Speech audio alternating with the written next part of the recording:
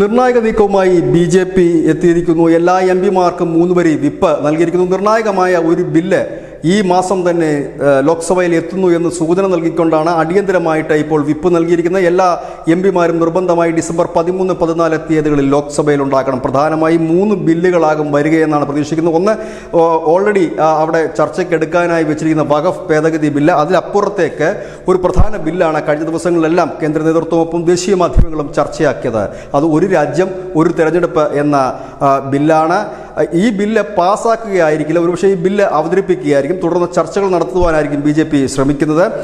ഒപ്പം തന്നെ പ്രധാനപ്പെട്ട ഒരു നീക്കം കൂടി പ്രതിപക്ഷത്തിൻ്റെ ഭാഗത്തു നിന്ന് വരുന്നുണ്ട്. അതിനെ കൂടി എതിരിടുക എന്ന ലക്ഷ്യവുമായിട്ടായിരിക്കണം ഒരുപക്ഷെ വിപ്പ് നൽകിയിരിക്കുന്നത്. അത് ഉപരാഷ്ട്രപതിക്കെതിരെ, ധൻഖറിനെതിരെ ഒരു അവിശ്വാസ പ്രമേയത്തിന് നീക്കം പ്രതിപക്ഷം നടത്തുന്നുണ്ട്. അങ്ങനെയെങ്കിൽ അത് വോട്ടെടുപ്പിലേക്കോ മറ്റോ പോവുകയാണെങ്കിൽ എല്ലാ MP മാരും ഉണ്ടാകേണ്ടതുണ്ട്. പ്രധാനമായും ദേശീയ മാധ്യമങ്ങളടക്കം പറയുന്നത് ഈ ഒരു രാജ്യം ഒരു തെരഞ്ഞെടുപ്പ് എന്ന ബില്ല് സഭയിൽ കൊണ്ടുവരുന്നതിനാണ് BJPയുടെ നീക്കം. അതുകൊണ്ടാണ് എല്ലാ MP മാർക്കും 13, 14 തീയതികളിൽ, അതായത് ഡിസംബർ 13, 14 തീയതികളിൽ നിർബന്ധമായും ലോക്സഭയിൽ ഉണ്ടായിരിക്കണമെന്ന് ഒരു നിർദ്ദേശം പോയിരിക്കുന്നു. ഒപ്പം തന്നെ വഖഫ് ബില്ല് നടപ്പാക്കുമെന്ന് BJP ഇതിനോടകം പറഞ്ഞു കഴിഞ്ഞ കാര്യമാണ്. ഒരു രാജ്യം ഒരു തെരഞ്ഞെടുപ്പ് എന്നുള്ള ആ ബില്ല് കാലങ്ങളായി BJPയുടെ വാഗ്ദാനങ്ങളിൽ ഒന്നായിരുന്നു. ന്യൂസ് ഡെസ്ക്, ന്യൂസിൻ്റെ മലയാളം.